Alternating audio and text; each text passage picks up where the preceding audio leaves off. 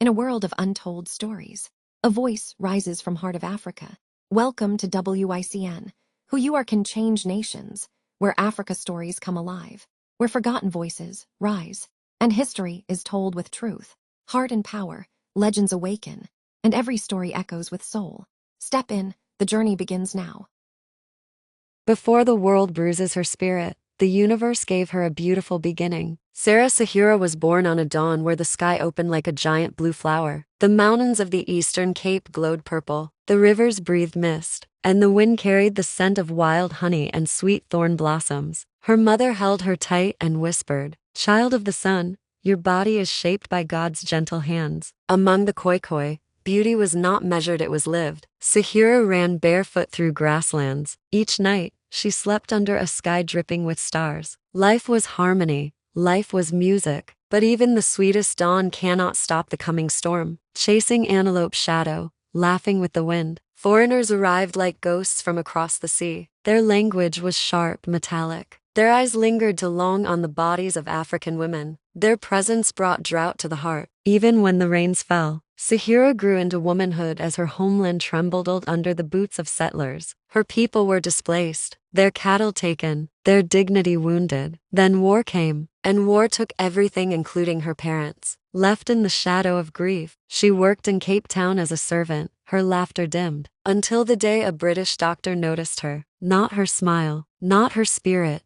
her body. He said she was remarkable. He said Europe would adore her. He said she could be rich. Hope fragile, trembling, flickering in her chest. So she boarded the ship, not knowing she was sailing into the jaws of the world. London swallowed her. Its fog wrapped around like a hungry phantom. Crowds gathered to witness the show. The room was dim. The stage was small. The humiliation enormous. She stood before them in tight, flesh-colored fabric. Lamps shone harshly on her curves. People pointed, whispered, laughed, studied. They didn't see Sahira. They saw a spectacle. At night, she curled in a narrow room and whispered her true name, Senora. "I am still Sura," she cried softly, so the world wouldn't hear her breaking. Abolitionists fought for her. They said she was enslaved, exploited, abused. The court summoned her, but Sahira stood before the judge surrounded by the men who controlled her food, her shelter, her breath, and said she agreed to perform. Her eyes told the truth. Her lips told their lies. Her freedom was a puppet,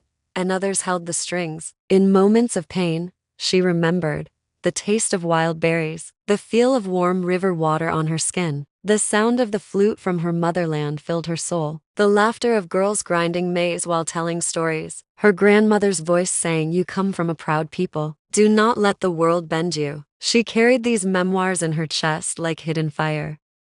The only warmth she had, she wrote, she wishes, but if wishes were horses, beggars would ride. But memory is a cruel friend. When you cannot return home, it comforts, yet it cuts. Sarah slept in a small, cold room with a cracked window. Wind howled through the gaps. The floor was bare. There was no fire. She curled into herself as she dreamed of home again. Her mother grinding spices, her father's laughter during hunting season, her grandmother singing her bedtime stories, the warm African sun on her skin. She whispered to herself, "Sahira, Sahira," trying to keep her real name alive, trying to be whole in a world that wanted to shatter her. She dreamed she was back home, barefoot, dancing, laughing. She woke up with tears frozen on her cheeks. The man who brought her to London kept telling her, "You owe me. You must work. You must perform." She was trapped legally and physically. Some nights men paid extra to visit her. She had no power to refuse. Others paid to touch her body, like she was an object, like she no soul. But the worst pain came not from what they did to her, but from how they looked at her, as if we're less than human. She held on to her memories like lifeline. The river that glowed under the sun, the laughter of children chasing goats, the smell of roasted maimed at night. But her memories grew dimmer as her suffering grew deeper.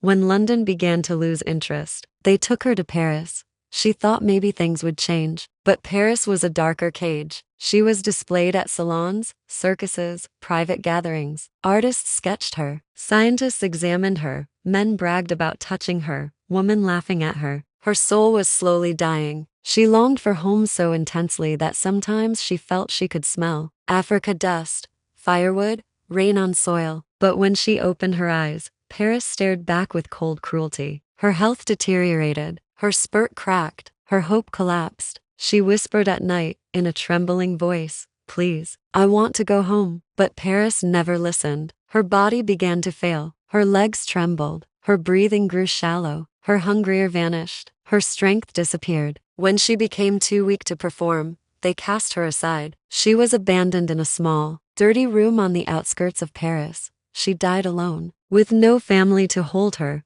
no home to return to, no warmth to comfort her. Her final whisper was, "Home," a single word holding all the worlds she never saw again. Paris refused to release her. Scientists cut open her body. They preserved parts of her. They displayed her remains in glass jars for 160 years. She remained a spectacle. Even in death, they denied her dignity. They denied her humanity. They denied her peace. But spirits do not stay silent. Her soul wandered. It remembered Africa. It remembers sunlight. It remembered home. Her people, generation later, began to feel her calling. By the 1900s, people began to question the injustice done to Sarah. Activities demanded her return. Leaders raised their voices. South Africa called loudly, "Bring our daughter home." The world heard. Finally, in 2002, France released her remains. It was the homecoming she had begged for in life, in death spirit. When her coffin landed in South Africa, thousands gathered. Women wept. Men bowed their heads. Children sang songs of welcome. Her people embraced her with a tenderness that Paris never gave. She was finally home. Sarah Baartman was laid to rest in the land where she was born. Elders performed cleaning rituals. Drum echoed like heartbeats. Children laid flowers. Women sang ancestral songs. Her grandmother's words finally found meaning. "You are a morning star." The soil embraced her gently, as if whispering, "You are home now, child. Rest." Her spirit, after centuries of wandering, finally found peace. Today, Sarah Baartman is no longer a curiosity. She is a symbol of resistance, dignity, injustice, survival, and the strength of Black women. Her story is taught in schools. Her name is spoken with honor. Her pain became a movement. Her suffering became a lesson. She stands beside every girl who is mocked for her body, every woman judged for her shape, every Black woman misrepresented. Sarah whispers through time, "You are not too much. You are not too much. You're not strange. You are divine." Her life was stolen. Her dignity was stripped. Her humanity denied. But her story rose. Her people rose. Her spirit rose. Sarah Baartman, Sahira, the one who rises, did rise. She returned home not as a victim, but as a revolution. Her final echo remains, "They made my body a spectacle, but my spirit became a revolution."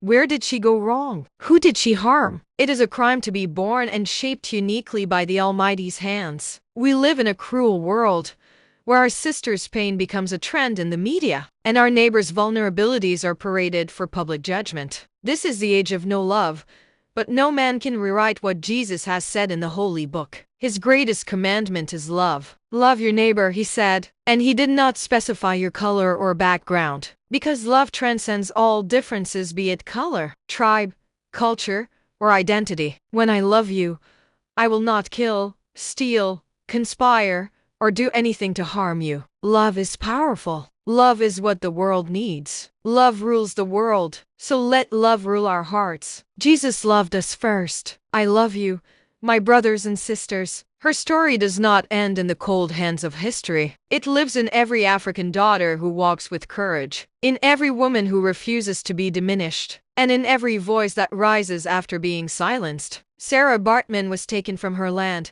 displayed, judged, and misunderstood. But she returned home not just to the soil of South Africa, but to the memory of her people, to the heart of Africa, to the place where dignity is reborn. Today, we speak her name with reverence. We remember her as she truly was a woman of beauty, a daughter of the Khoi Khoi, a symbol of endurance, a spirit that refused to disappear. May her journey remind us that even when the world tries to steal your worth, your spirit cannot be caged. May her legacy teach us that history remembers the broken not for their suffering, but for their strength. To Sarah Baartman, we honor you, we carry you, and we lift your name beyond pain, into the realm of freedom. To everyone listening, may you leave with a deeper heart, a gentler eye, and a stronger respect for every story the world once tried to silence. This is not an ending. This is a remembering. This is a return.